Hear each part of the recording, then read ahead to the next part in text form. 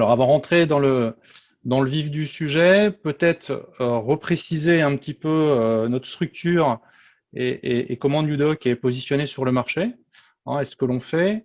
Donc, NewDoc, on se positionne comme un intégrateur de solutions. Donc, nous, notre idée, c'est principalement de référencer les solutions qui correspondent aux besoins qu'on estime les plus importants pour les clients en général. Tout ça dans le monde de la gestion des impressions, de la capture du document, des infrastructures qui servent à gérer tous ces besoins, hein. Et notre idée, c'était de force de conseil, c'est-à-dire de partir de besoins du client et en fonction des besoins des clients qu'on a identifiés, qu'ils soient techniques de par leur infrastructure ou qu'ils soient très fonctionnels en fonction de leurs besoins, de ce qu'ils veulent mettre en place et ce qu'ils ont besoin de mettre en place, et ben de construire pour eux des solutions en s'appuyant sur des briques que nous, on connaît. Et puis si toutefois, il y a des briques qu'on ne sait pas fournir, parce que bien sûr, on n'est pas des magiciens et on ne sait pas tout faire. Globalement, on a aussi un écosystème des gens qu'on connaît bien, d'autres partenaires et d'autres éditeurs avec qui on travaille bien, et on peut aussi orienter les clients pour avoir des solutions plus globales. Donc ça, c'est vraiment le motto NewDoc. Donc grosse compétence informatique d'un côté pour s'intégrer dans un peu tout système du client, et puis compétences marché, où on essaye d'apporter de la pertinence et de la valeur ajoutée à nos clients et à nos partenaires revendeurs, hein, pour adresser tous ces besoins clients. Alors, tant que je change, voilà. Pardon, c'était un peu vite. Aujourd'hui, depuis notamment le Covid a renversé ça, mais les trois aspects nous qu'on essaye d'adresser sur le marché.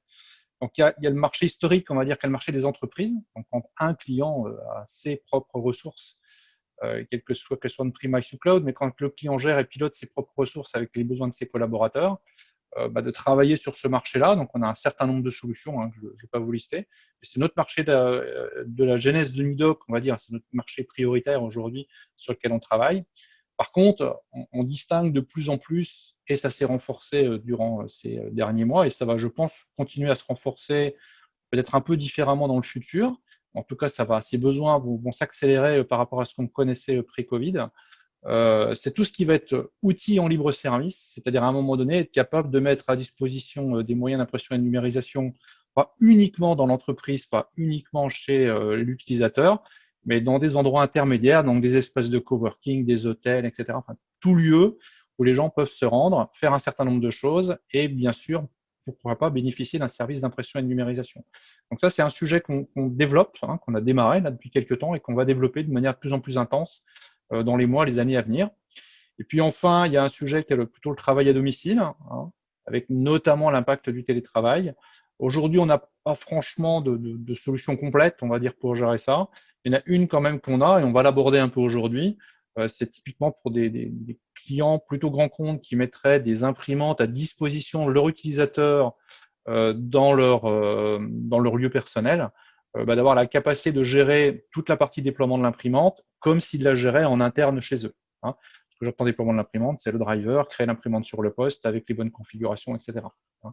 Donc là, il pourrait y avoir un sens pour ces clients-là qu'on puisse les accompagner. Et puis peut-être qu'avec le temps, on va trouver d'autres idées, et en discutant aussi avec les clients, avec les partenaires, et peut-être développer d'autres produits autour de ça et d'autres offres autour de ça. Donc ça, c'est un peu le positionnement général. Et vous voyez que donc là, les solutions dont on va parler aujourd'hui couvrent aussi bien le monde de l'entreprise que potentiellement le monde du domicile. Alors, quand on parle de printer logique, alors je m'excuse que j'accepte en même temps des gens en parallèle qui sont dans la salle d'attente. Euh, Pourquoi des solutions comme printer logique peuvent être pertinentes?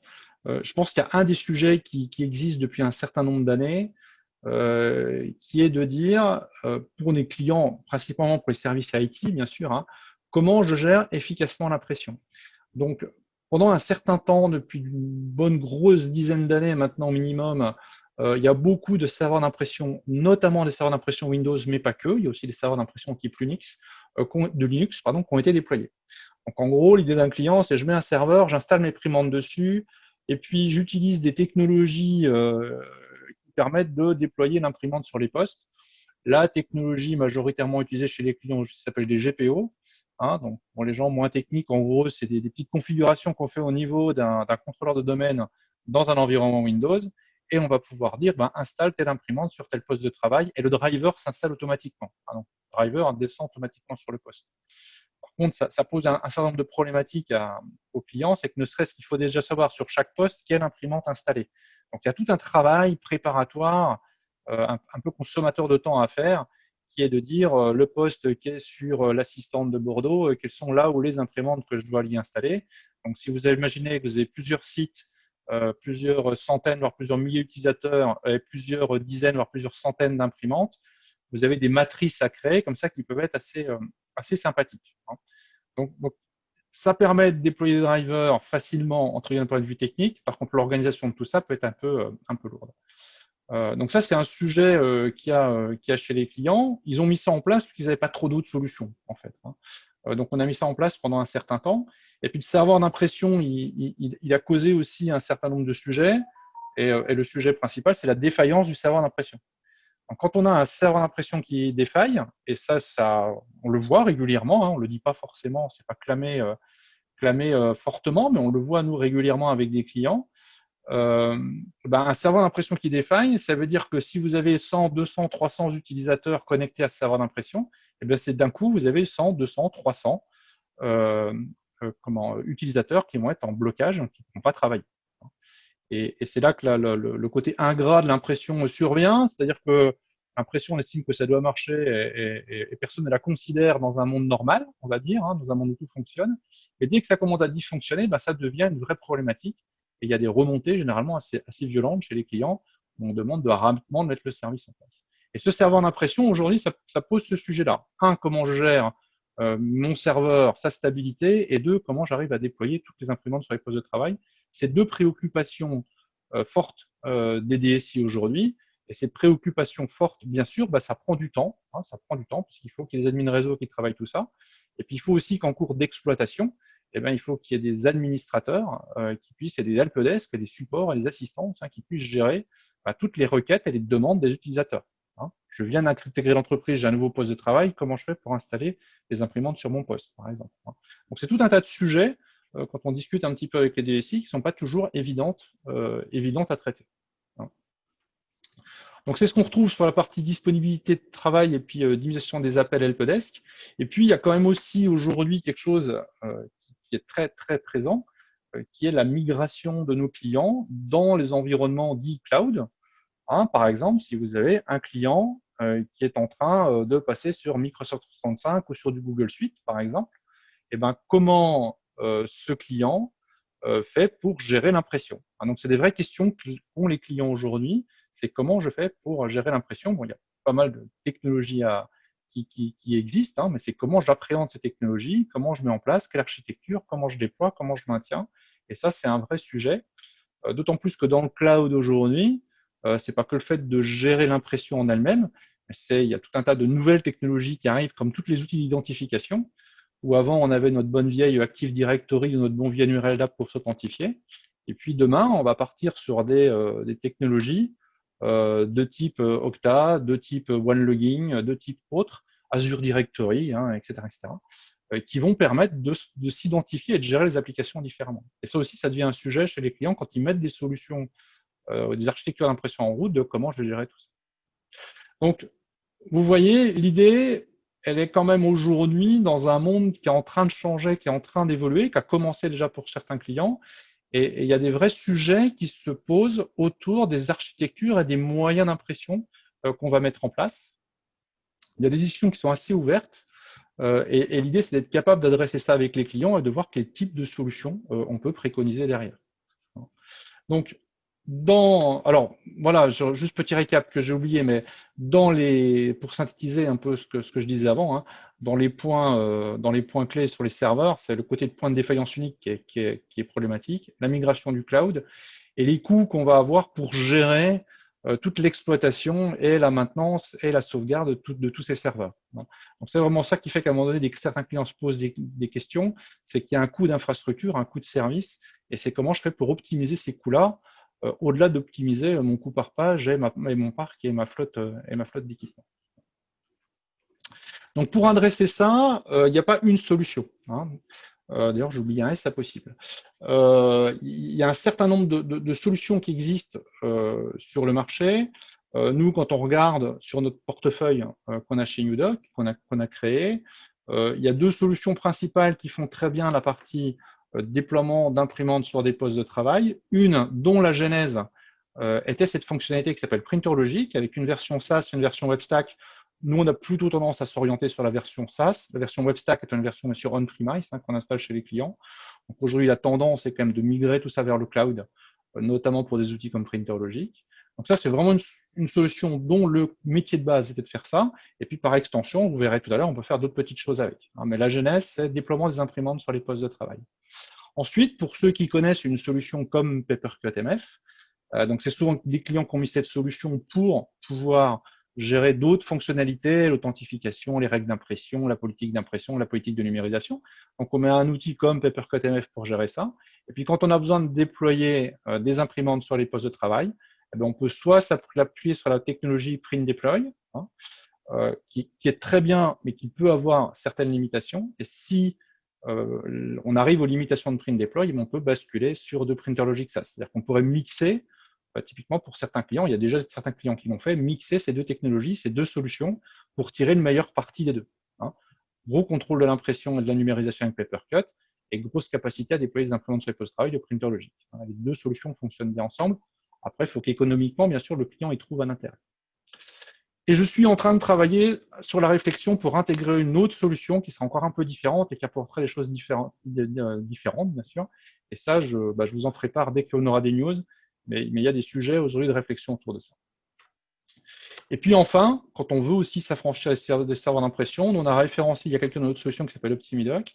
Et OptimiDoc, pareil, alors elle ne va pas avoir le déploiement automatique des imprimantes et des drivers sur les postes de travail.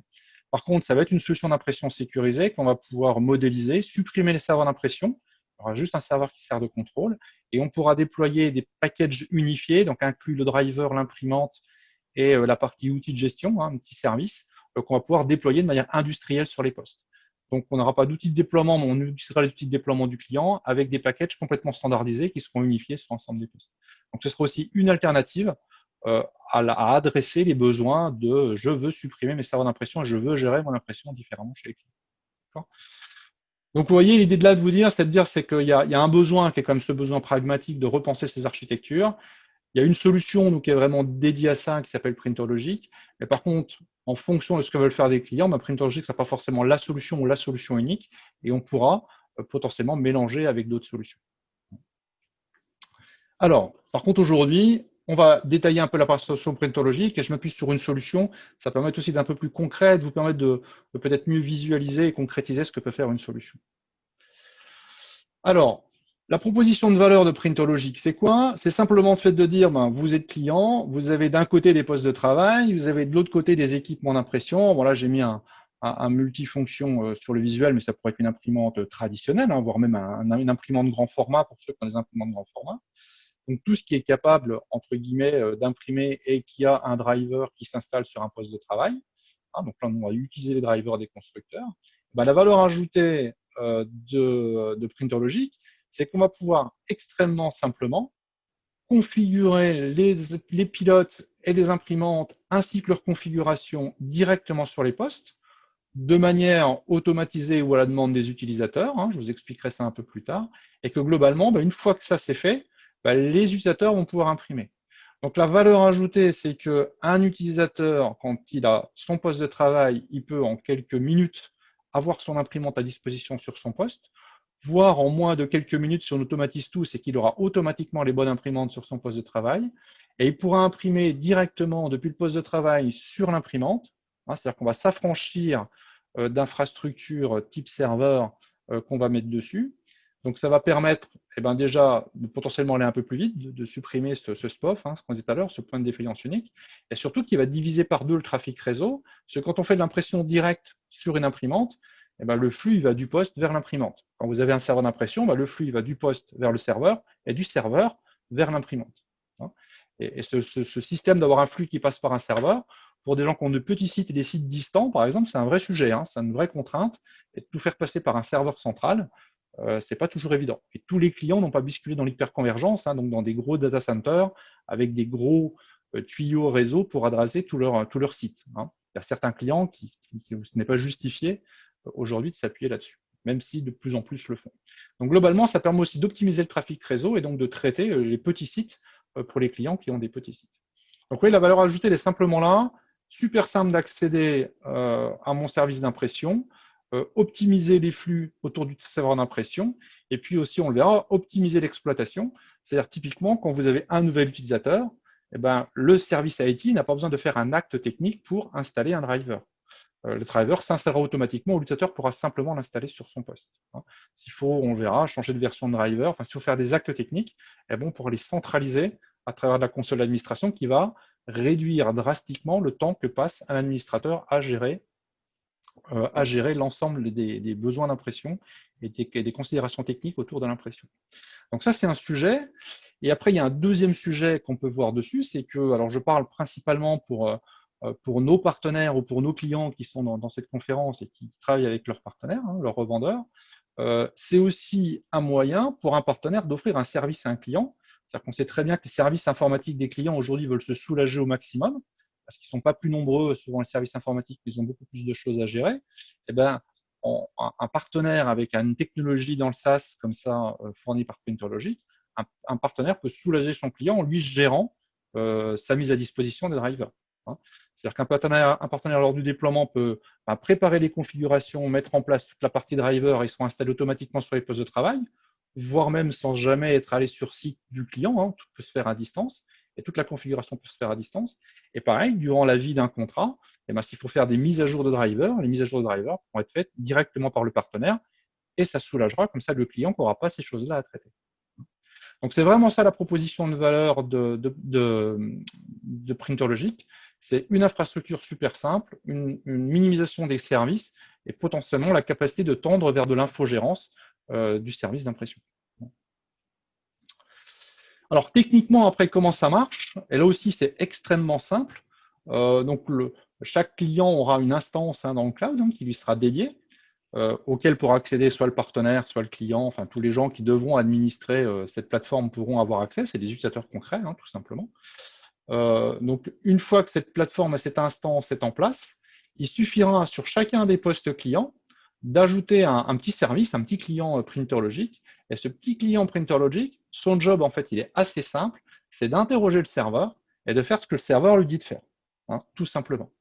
Donc, typiquement, si l'administrateur a configuré une imprimante qui doit s'installer pour le groupe d'utilisateurs, je ne sais pas, comptabilité, eh ben, directement, l'imprimante du service comptabilité sera installée sur le poste de l'utilisateur.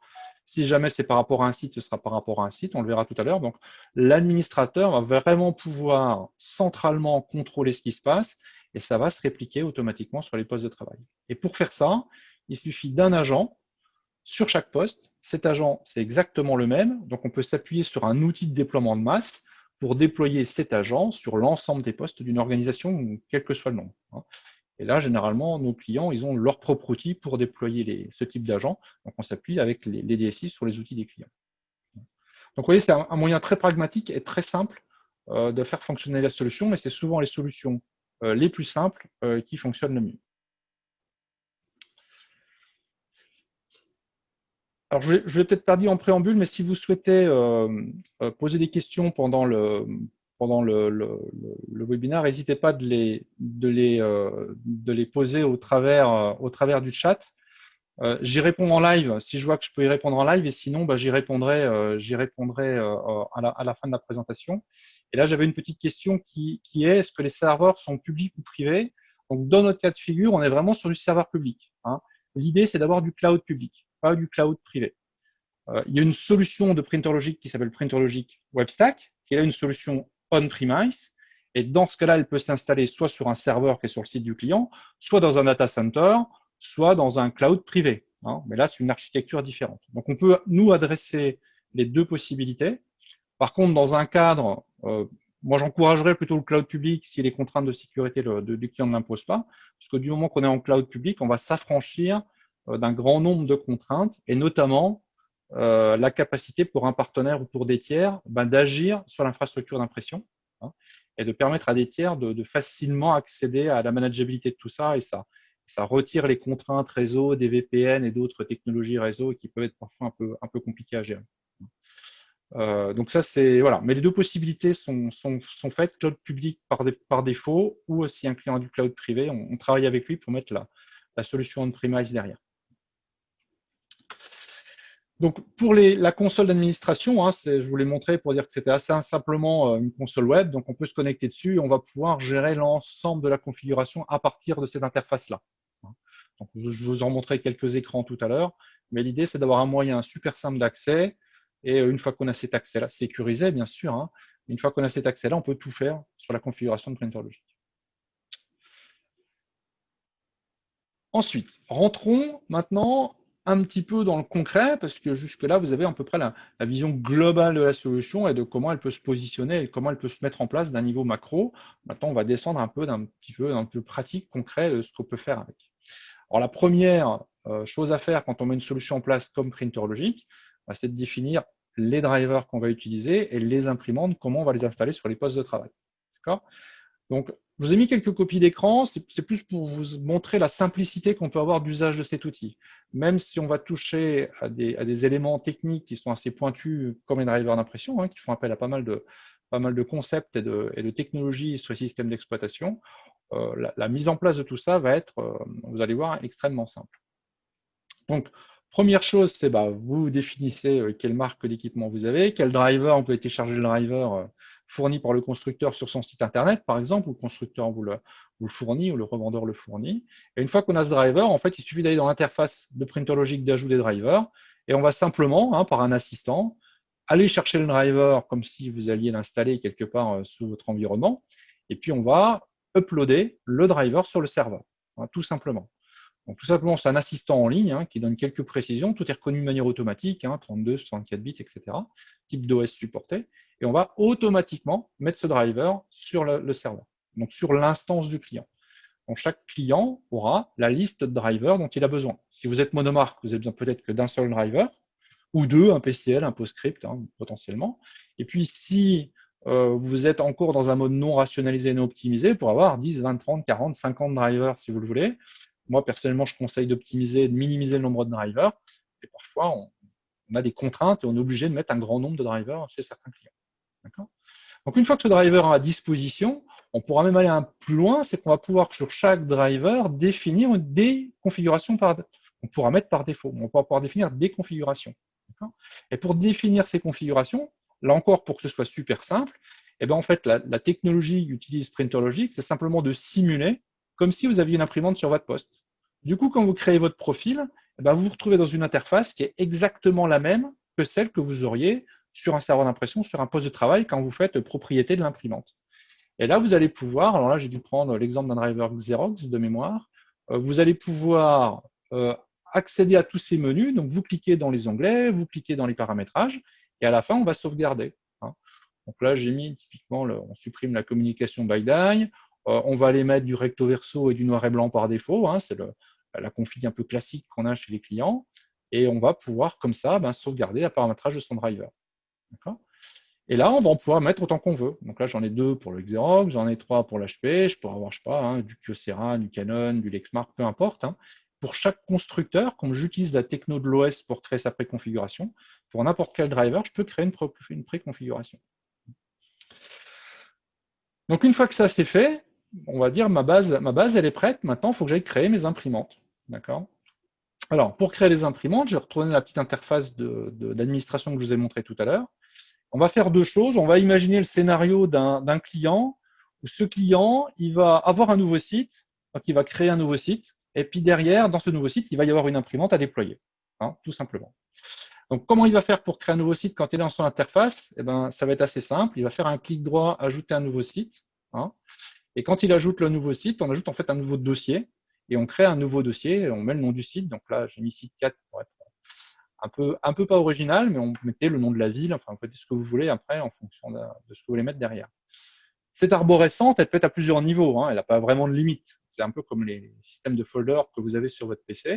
Donc, on peut organiser à la limite continent, pays, région, ville, bâtiment, étage du bâtiment. Donc, vous pouvez avoir une granularité qui peut être extrêmement fine. Sachant que aussi, pareil, on conseille de limiter un peu la granularité pour pas que ce soit trop complexe. On verra, parce que l'utilisateur pourra se connecter aussi sur l'interface. pour que ce soit le plus simple à gérer pour l'administrateur et le plus simple à accéder pour l'utilisateur. Hein. Mais après, il faut trouver l'organisation qui va convenir le mieux en fonction du contexte. Donc, une fois que j'ai créé mon ou mes sites, il suffit que j'ajoute une imprimante. Donc, je dis nouvelle imprimante, hein, tout simplement. Et quand je dis nouvelle imprimante, je vais lui donner un nom, je lui donne son adresse IP, je peux configurer voilà l'endroit, son emplacement et mettre quelques commentaires. Donc ça pourrait être utile par exemple pour l'utilisateur, on le verra tout à l'heure. Et puis derrière, je vais dire quel driver je vais utiliser en fonction des environnements. Donc là, j'ai mis que du Windows, mais c'est là que vous voyez qu'on peut avoir du Linux, du Mac, etc., etc., etc. Donc une fois que les drivers sont installés, le minimum est fait, là, on pourrait déjà déployer l'imprimante. Ce que je voulais vous montrer qu'on peut faire en plus, c'est que simplement, on va pouvoir associer les fameux profils que j'ai créés tout à l'heure. Donc, sur chacune des imprimantes, vous allez pouvoir créer un profil particulier. Et ce qui va être très sympa dans ce profil, c'est que vous allez pouvoir dire, soit ce profil est appliqué quand j'installe l'imprimante, d'accord? L'imprimante s'installe, elle va être en noir et blanc recto verso par défaut, par exemple. Maintenant, le sujet souvent de discussion que vous pouvez avoir avec des clients et les gens plus techniques qui sont autour de cette conférence, je pense que c'est les sujets qu'ils abordent de temps en temps. Souvent, les clients vous disent, ouais, moi j'ai un problème, c'est que les gens, les configurations par défaut sur les postes de travail, ils peuvent les changer. Et c'est pas forcément évident de verrouiller ça. Alors après, il y a des technologies quand même pour le faire en dehors de Printerlogic, il y a des GPO et des choses comme ça, mais ça reste quand même quelque chose d'un peu technique et d'un peu complexe à mettre en œuvre et à gérer. Là, dans Printerlogic, on pourra faire des choses extrêmement simples, c'est-à-dire qu'on pourra simplement dire, c'est ce que vous voyez en bas de l'écran, on pourra dire réappliquer la configuration chaque fois que le petit client dont je vous ai parlé tout à l'heure, ce petit client, il se réinitialise. Donc ça, si vous ouvrez une nouvelle session, par exemple, ou si vous redémarrez votre poste de travail, à ce moment-là, le client, il réinterroge le serveur et il réappliquera la configuration. On peut aussi configurer le client pour qu'il se rafraîchisse lui automatiquement toutes les 2 heures, par exemple. Toutes les 2 heures, il réappliquera cette configuration. Donc, on a une première option de dire, quand le client se réinitialise, hop, réapplique les configurations par défaut. Donc, autrement dit, si l'utilisateur il a changé sa config par défaut, ça reviendra à la config que vous avez déterminée. Première option. Deuxième option, vous pouvez aller plus loin, c'est qu'à chaque impression, on remettra la configuration par défaut du driver. Donc, vous ouvrez Word, vous imprimez un document, après l'impression du document, si vous en relancez une deuxième version ou si vous relancez une autre application avec un autre document, on rebasculera sur la configuration par défaut. Ça veut dire que l'utilisateur, par exemple, dans notre cas, qui veut imprimer en couleur, il devra faire un effort de changement de configuration systématiquement à chaque impression. Donc ça, c'est un truc un peu sympa et ça répond quand même à un besoin d'un client qui veut mettre une politique d'impression en place, qui veut la déployer, mais qui veut s'assurer aussi que ses utilisateurs ne contournent pas la politique d'impression. Et le truc assez sympa ici, comme je l'ai dit tout à l'heure, c'est que ça se fait de manière assez simplement. Une fois que votre profil est créé, il suffit d'aller cliquer sur des boutons pour l'appliquer. Donc là, j'ai créé mon site, j'ai créé mon imprimante, je lui ai mis une config par défaut, et je vais pouvoir aller l'installer sur un poste de travail. Donc après, on va avoir sur la partie installation 2 méthodes. La première, ça va être de dire, ah non, pardon, j'ai oublié une petite chose à vous préciser, c'est que ce que je pourrais faire aussi pour chaque site, c'est de définir la plage adresse IP, notamment des postes de travail, bien sûr, mais de la plage adresse IP qui est concernée par ce site. Alors, je dis là où les plages d'adresse IP, ça veut dire quoi? Ça veut dire que je saurais reconnaître quand un PC se connecte sur ce réseau, le petit client qui est installé sur le poste, il sait quelle adresse IP a le poste, donc il saura dans quelle plage d'adresse IP il a. Donc ça peut être une plage d'adresse IP ou plusieurs plages d'adresse IP. Plusieurs plages d'adresse IP, généralement le cas d'école chez nos clients, c'est ils ont du Wi-Fi, ils ont du filaire, et donc on met la plage IP du Wi-Fi, la plage IP du filaire. Après, on peut avoir aussi certains sites où il y a plusieurs plages IP qui sont concernées par un même site.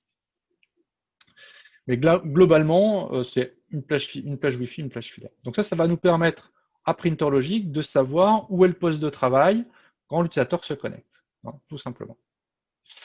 Donc, je vais revenir à mon côté utilisateur. Donc, l'utilisateur, il est connecté sur son poste de travail. Donc là, je vous ai pris le cas d'école où un utilisateur a 0 imprimante de configurer sous Windows. Et il y a le petit client Printerlogic, vous voyez, qui est en bas dans la barre des tâches. Et on peut cliquer dessus pour ouvrir directement l'application Printerlogic version cliente. Vous allez voir que c'est assez similaire à la version administrative, mais bien sûr sans la fonction de configuration. Donc, il suffit que l'utilisateur clique là-dessus, ça va lui ouvrir une petite page web. Et vous voyez ce que je vous expliquais tout à l'heure sur la plage IP du site. Du moment que le client Printerlogic a détecté que mon utilisateur était dans le site numéro 4, eh ben, automatiquement, il va ouvrir le portail Printologic directement sur le site numéro 4. Donc là, l'utilisateur va se retrouver avec sa liste d'imprimantes. Moi, j'en ai mis qu'une parce que je n'avais qu'une dans mon agence, mais j'aurais pu en mettre 2, 3, 4, 5, 10, peu importe le nombre. Et l'utilisateur va pouvoir aller cliquer sur l'imprimante qui l'intéresse. Et c'est là que vous voyez sur la droite que j'ai l'emplacement et le commentaire que j'ai mis derrière. Donc si j'ai plusieurs imprimantes, il y a du A4, du A3, de la couleur, du monochrome, etc., je peux donner les consignes qui vont bien pour que mon utilisateur puisse trouver rapidement son imprimante. Donc là, on va être dans un mode self-service. L'utilisateur installe ça sur le poste. Ça peut être utilisé dans différents cas de figure. Ça peut être, si par exemple vous avez beaucoup d'imprimantes sur un seul et même site, ça peut permettre, vous mettez une imprimante automatiquement par défaut. Par contre, l'utilisateur pourra aller chercher son imprimante. On ne va pas lui installer, s'il y a 50 imprimantes sur un site, on ne va pas lui installer les 50 imprimantes. On va lui mettre peut-être son imprimante la plus proche par défaut qui sera installée automatiquement. Mais par contre, il aura le droit d'aller installer d'autres imprimantes. Ça peut servir aussi aux itinérants. Voilà, ça peut servir d'avoir, tout besoin de client, on veut laisser l'utilisateur choisir son imprimante, eh ben, il pourra le faire. Donc ça, c'est le côté, on laisse l'utilisateur se débrouiller tout seul. Mais une fois qu'il a cliqué là-dessus, pouf, l'imprimante, elle descend. On lui demande quand même confirmation. On lui demande s'il veut la mettre par défaut. Et puis, en fonction de ce qu'il répond, ça fait le travail et l'imprimante est installée automatiquement. On avertit juste l'utilisateur que c'est terminé. Quand c'est terminé, il peut faire fichier imprimé. Ou là, pour vous montrer, je suis retourné dans mon panneau de configuration et je peux voir que mon imprimante a bien été mise en noir recto verso par défaut. Donc vous voyez, encore une fois, là je vous le détaille un petit peu dans l'explication, mais imaginez l'utilisateur, il arrive, il clique sur son icône, il clique sur l'imprimante, boum, l'imprimante descend. En quelques minutes, on va dire le temps que le processus d'installation se passe, ça va s'installer. Autre particularité, comme c'est l'agent qui installe l'imprimante, il n'y a pas besoin de se connecter en tant qu'administrateur sur le poste de travail. Donc même si l'utilisateur a des droits limités, ce qui est généralement le cas aujourd'hui dans les entreprises, il pourra installer une imprimante en IP direct.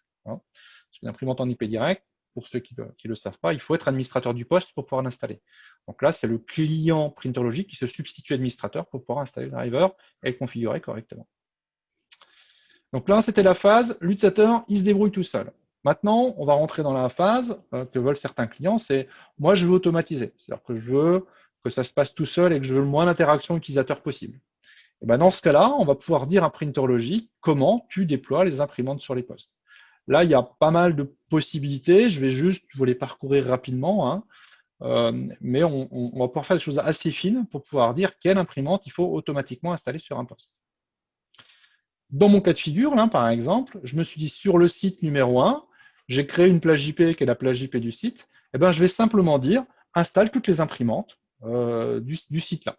Donc là, j'ai 2 imprimantes. Et ben, quand l'utilisateur va se connecter sur ce site, automatiquement, les 2 imprimantes seront sur son poste. Il aura juste à faire fichier imprimé et ça se passera tout seul.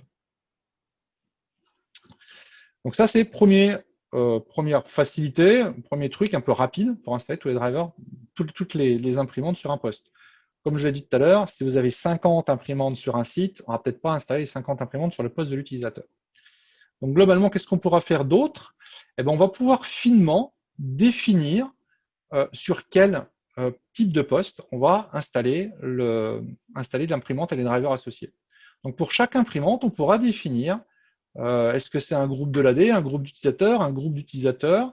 Si on en parlera un petit peu tout à l'heure, si on est dans un environnement avec d'autres types d'annuaires, ce qu'on appelle des IAM, donc des outils cloud pour gérer de l'authentification utilisateur, ou des Azure Directory ou des Google Directory, eh ben, on pourra aussi utiliser les utilisateurs et groupes de ces typologies d'annuaires. Donc ça, c'est vraiment ce qui va s'appuyer sur les bases de la gestion centrale du client, de ses utilisateurs et de ses ordinateurs. Et puis, on pourra aussi s'appuyer sur un certain nombre de caractéristiques techniques. On a par exemple des clients dont le hostname commence par le nom de l'agence, BOR pour Bordeaux, PAR pour Paris. Et ben, on va pouvoir dire tout ce qui commence par BOR installe telle imprimante, tout ce qui commence par PAR installe les imprimantes de Paris, etc., etc., etc.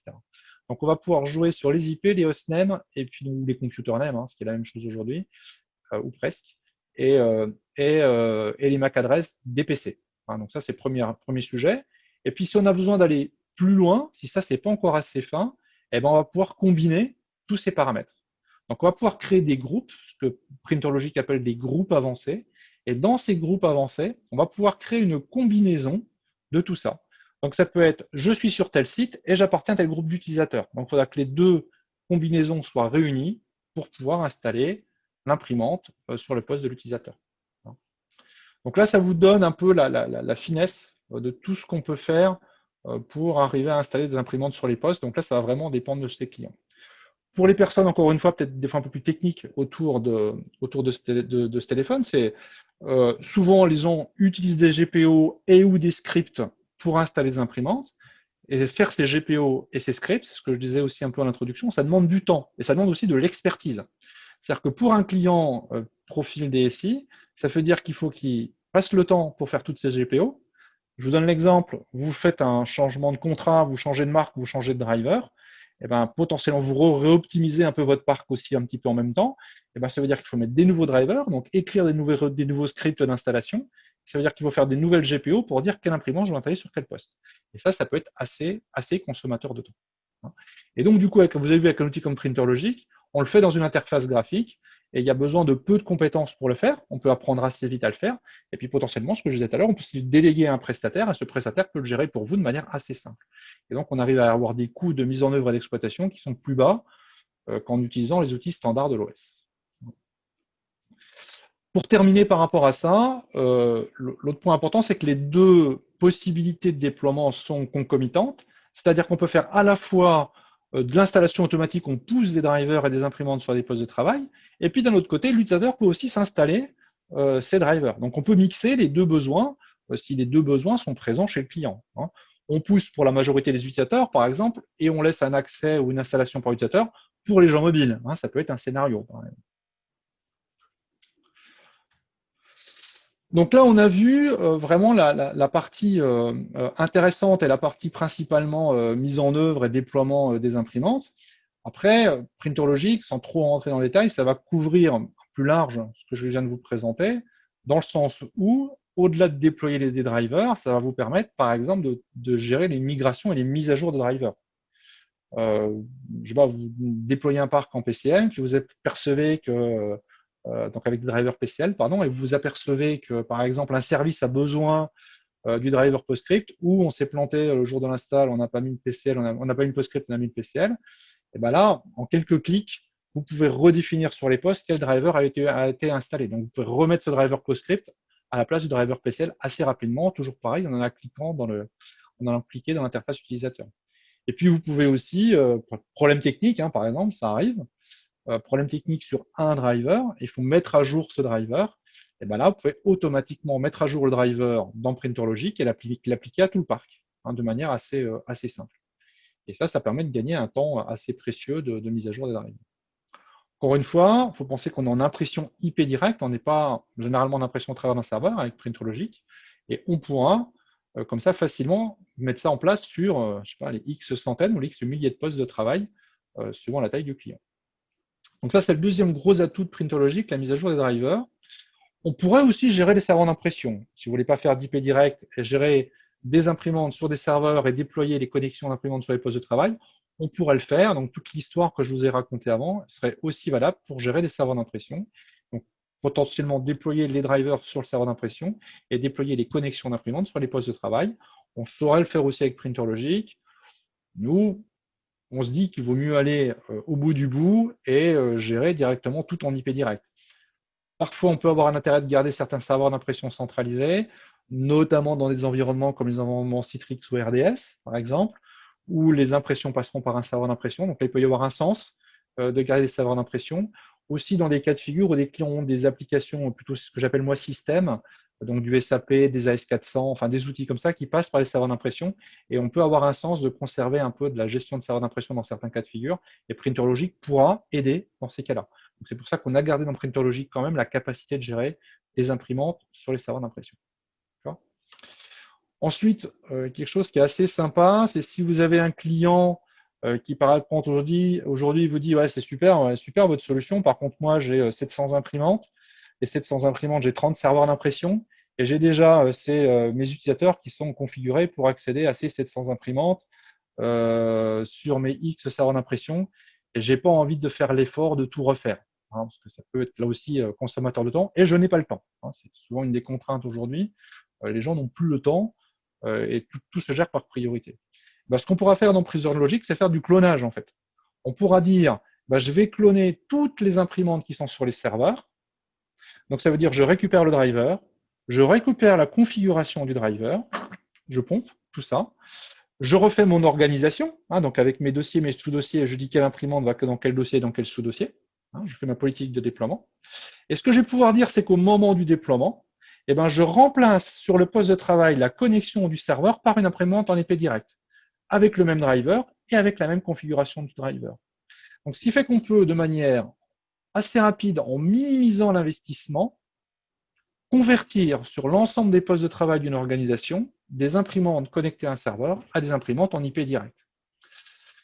Donc, ça permet de lever l'objection de dire, ben, j'ai pas le temps de faire la migration. Votre solution m'intéresse, mais j'ai pas le temps. Et ce coût initial de mise en place, on arrive à le réduire avec PrinterLogic. Et puis, dans un deuxième temps, bien sûr, on pourra optimiser, mettre de nouveaux drivers, de nouvelles configurations. Et ça pourra se faire plus dans un projet au fil de l'eau, ou un peu plus tard, quand le client aura un peu plus de temps pour passer du temps avec nous, pour discuter de ce qu'il a à remettre en place. Et encore une fois, on pourra le faire à sa place aussi. Donc, au-delà de discuter, on pourra lui faire ça en mode infogérance. Et puis, last but not least, comme disent nos collègues d'outre-Manche et d'outre-Atlantique, bien sûr, on attaque des clients grands comptes avec ça aussi. Et bien sûr, un client grand compte, on aura toujours la problématique de la masse. On aura des outils pour être capable de massifier les configurations. Donc, on a déjà parlé un peu du déploiement des clients sur les postes, mais on aura aussi la possibilité d'injecter automatiquement des configurations dans PrinterLogic. Donc, on crée, on va dire, un espèce d'Excel avec des répertoires qui correspondent des sites. Voilà, on structure un peu les noms d'imprimantes, les drivers, les commentaires, tout ça. On met ça dans un espèce de gros fichier Excel et on est capable de charger ça directement dans PrinterLogic pour automatiquement créer la structure, les imprimantes, etc., etc., et les configurations, hein, pour permettre de simplifier encore une fois la partie configuration de tout ça. Et on utilise après la configuration manuelle à travers l'interface graphique, plutôt pour le quotidien, plutôt pour l'exploitation, plutôt pour l'exceptionnel. Donc tout ça peut être mixé, bien sûr, l'installation masse et l'installation par interface graphique. Donc voilà pour vraiment la partie la plus essentielle de PrinterLogic et la raison principale pour lesquelles on peut gérer les comment ça s'appelle la raison principale pour laquelle on peut utiliser PrinterLogic. Alors, il y a une petite question, j'en profite pour y répondre dans le chat, qui est, est-ce qu'on a la possibilité de gérer les droits d'impression noir et blanc en couleur et la comptabilisation des impressions par utilisateur? Alors, la comptabilisation, je vous en parlais tout à l'heure, oui.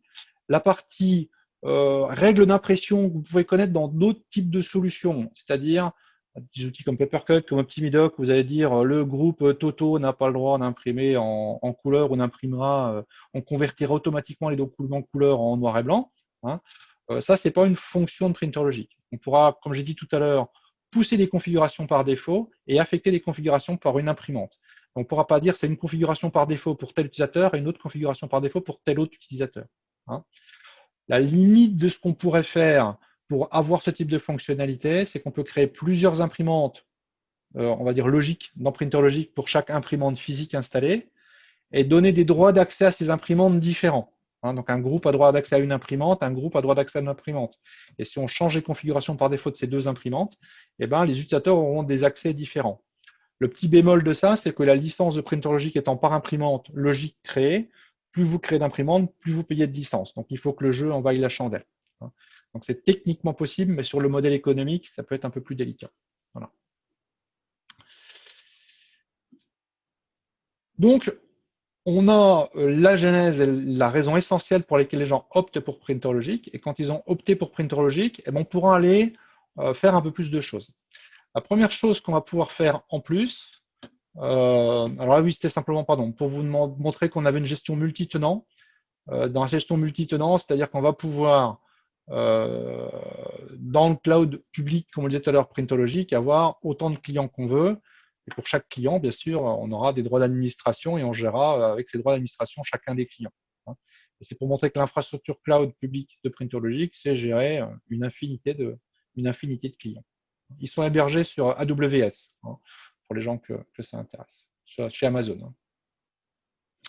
Donc la fonctionnalité en plus qu'on peut rajouter, la première souvent qui est discutée aujourd'hui chez les clients, c'est la partie impression sécurisée, impression retenue. Donc cette partie-là sera une partie optionnelle, c'est-à-dire que c'est des licences supplémentaires par rapport aux licences de base de PrinterLogic. L'idée là est de dire, eh ben, je suis capable de faire de l'impression sécurisée, j'imprime sur mon poste, l'imprimante restera en attente sur le poste de travail, et quand j'irai sur mon multifonction, je vais pouvoir demander la libération de l'impression. Donc, globalement, on faudra à un moment donné qu'il y ait une info au niveau du cloud printer logique pour dire Roger ou Monique a imprimé le job là sur mon poste de travail. Ça donnera l'information au serveur printer logique.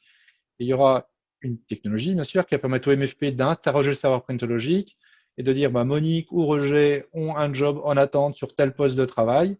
Et le MFP ira demander au poste de travail hop, de récupérer le job. Hein, c'est comme ça que ça va se passer.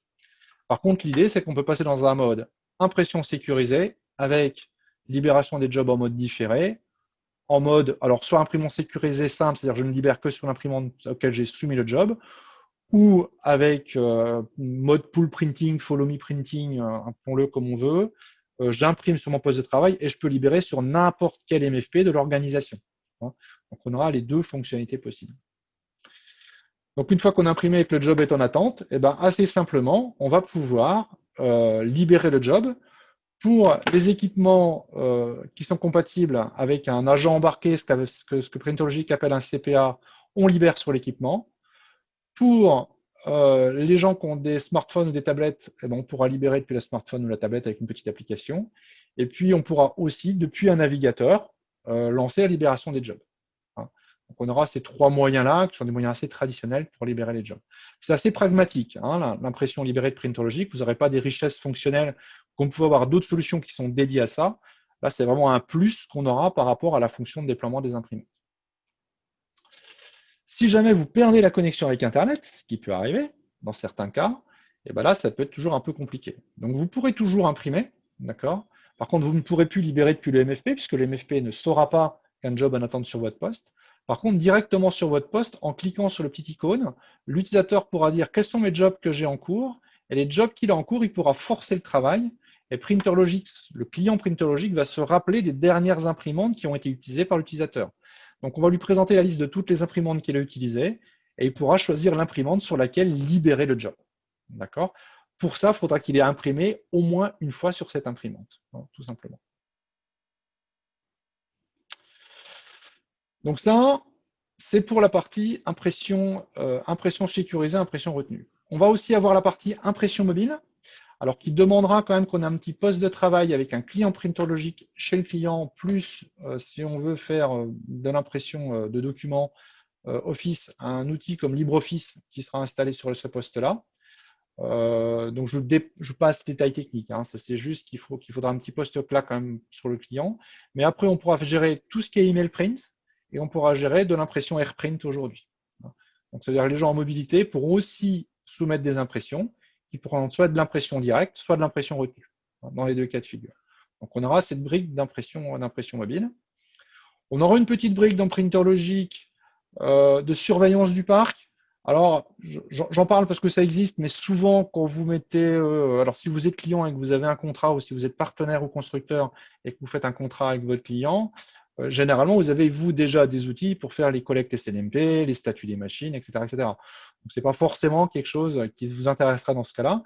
Par contre, si vous n'êtes pas sous un format contrat, si vous êtes toujours dans un mode transactionnel de gestion d'un parc, eh ben, ça vous permettra d'avoir un certain nombre de statuts sur vos équipements et de savoir s'il y a des actes techniques à faire sur les machines. Voilà. Donc ça, c'est aussi centralisé dans Printer Logic. Et enfin, on aura une fonction des rapports. Alors, j'ai vu que dans le chat, il y avait aussi Didier qui posait une question sur comment sont gérées les statistiques. Et ben, en fait, le petit agent qui a sur le poste de travail, il va être capable de remonter les informations d'usage au cloud Printer Logic. Et puis, quand on aura des embarqués, donc je vous parlerai des constructeurs supportés tout à l'heure, mais quand on aura des embarqués sur les multifonctions, ben on saura aussi remonter les informations de scan et les informations de copie. Donc, tout ça par utilisateur, bien sûr, comment c'est authentifié sur la machine. Donc, globalement, tout ça, ça va aller dans la base de l'instance du client. Et à partir de cette base, on va pouvoir générer des rapports de manière assez, je veux dire, traditionnelle.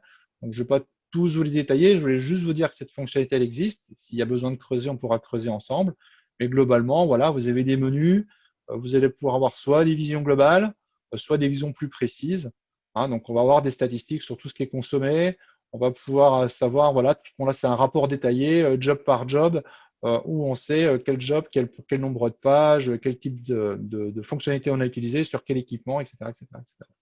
Donc, on va pouvoir récupérer toutes ces statistiques et on pourra se les envoyer en PDF, en CSV, à des périodes régulières, à un certain nombre d'utilisateurs pour qu'ils collectent et qu'ils puissent manipuler ce genre d'informations. Encore une fois, la genèse de Printologic, c'est le déploiement d'imprimantes. On a des fonctionnalités de rapport qui sont assez sympathiques à l'intérieur.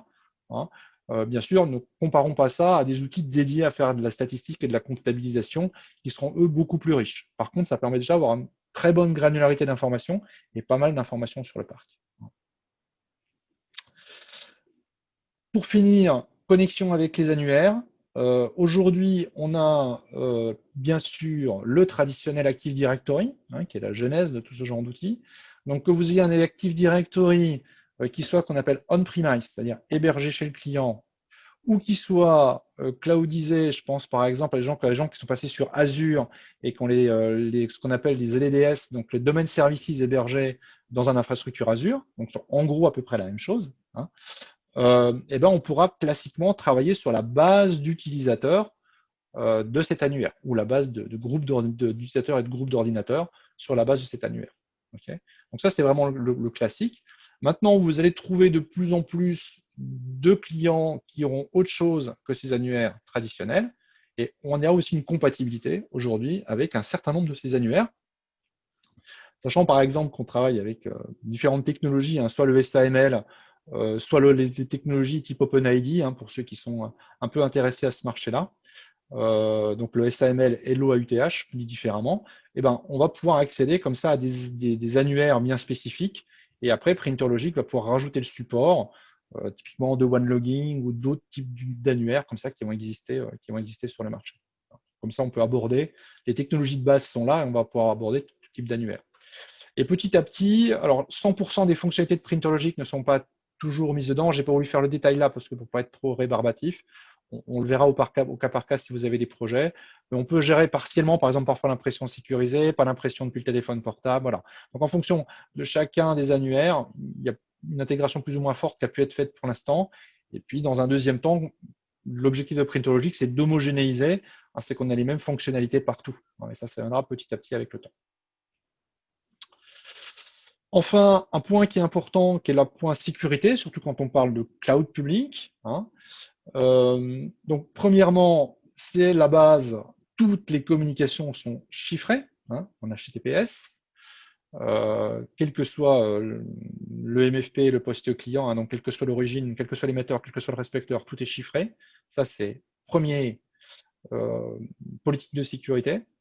Deuxième politique de sécurité, vous ne pouvez pas prendre un client, parce que je suffirait que je prenne un client Printologic, je connais le nom de l'instance du client, avec le client et le nom de l'instance, typiquement, hop, aller chez un client et me connecter sur son serveur Printologic. Ça, c'est pas possible. Il faudra que pour les clients, à chaque fois, on ait une authentification spécifique de chacun des clients.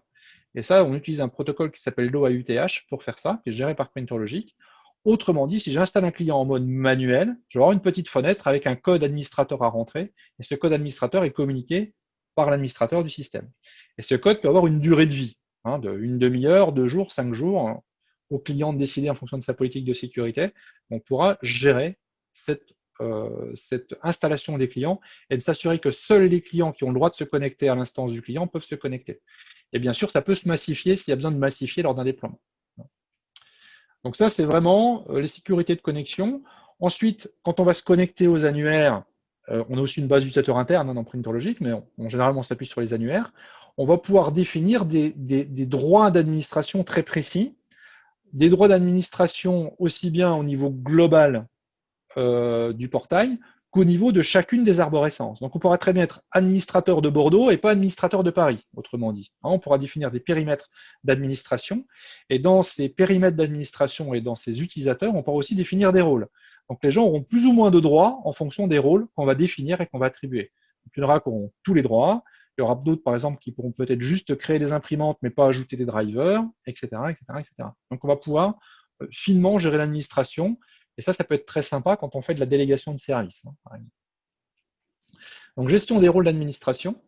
Et puis, enfin, vis-à-vis des utilisateurs, on aura aussi de la gestion des droits utilisateurs. C'est-à-dire qu'on pourra dire, par exemple, il y a des zones du portail qu'on ne peut pas accéder. Imaginez que vous êtes, je sais pas, un site stratégique avec, je sais pas, du nucléaire ou des choses comme ça, et que vous voulez pas que n'importe qui fasse n'importe quoi. Et ben, vous pourrez avoir ce site spécifique ultra sécurisé, et ben, qui ne sera accessible que par une catégorie d'utilisateurs du client. Donc, si un utilisateur Kidam qui vient d'un autre site vient là, il pourra pratiquement pas se connecter, pas installer les imprimantes et pas utiliser les imprimantes de ce site-là. On pourra même aller jusqu'à cacher des sites, s'il faut cacher des sites ou cacher des répertoires, s'il fallait en cacher dans la solution. Donc c'est simplement pour vous montrer qu'il y avait un certain nombre de briques qui permettaient de contrôler de la sécurité et que c'est assez important, notamment dans un environnement cloud privé et notamment dans un environnement fait de la délégation ou de l'infogérance. Voilà, donc là je ne vais pas rentrer dans le détail, mais on pourra discuter avec les gens techniques intéressés de l'architecture hein, si à un moment donné sur un sujet c'est un besoin. Voilà, c'est simplement pour dire qu'il y a la capacité, le contrôle de tout ce qui est fait, quel que soit le type de connexion derrière. Donc, je ne vais pas aller plus loin là-dessus. Par rapport aux marques supportées, donc les marques supportées, si c'est juste pour contrôler la partie déploiement des imprimantes sur les postes de travail, là c'est toute imprimante qui a un driver pour le système d'exploitation concerné, hein, Windows, Linux, Mac, donc Chrome OS. Donc là, il n'y a pas de souci, entre guillemets, sur la partie déploiement des imprimantes. On va réfléchir sur la partie marque supportée. C'est quand vous voudrez mettre, puisque Printologic appelle des CPA, qu'on appelle généralement des agents embarqués, donc qui vont permettre de contrôler l'authentification sur la machine et de faire de l'impression libérée directement depuis la machine, voire le contrôle des autres fonctions. Donc aujourd'hui, la version la plus complète, c'est la deuxième génération de CPA qui est disponible pour ces marques-là aujourd'hui. Et petit à petit, d'autres marques vont être portées. Et pour les marques qui n'ont pas encore la deuxième génération, il y avait une première génération qui est aussi compatible aujourd'hui avec Printerlogic SAS. Donc ça, c'est pour la partie embarquée. Et puis pour, si vous aviez des cas de figure, alors c'est pas forcément très démocratisé, hein, mais si vous aviez des cas de figure où un client a une imprimante qui n'est pas supportée par un CPA, mais qui a besoin quand même d'impression libérée, mais uniquement d'impression libérée, eh ben, on peut mettre des boîtiers externes. Je pense que c'est des choses que, que vous avez un peu l'habitude d'utiliser. Enfin, je ne vais pas rentrer dans le détail, mais on a des licences par objet imprimante créées dans le portail. Donc l'abonnement, on va dire, hein, c'est des abonnements par année. Donc c'est minimum une année, puis vous pouvez prendre le nombre d'années que vous voulez, bien sûr. On va avoir un abonnement par année par imprimante. Et si vous mettez l'option impression sécurisée ou pool printing, eh ben vous aurez une licence en plus à payer pour l'impression sécurisée. Donc ça, c'est le modèle économique qu'on a autour des licences Printologic.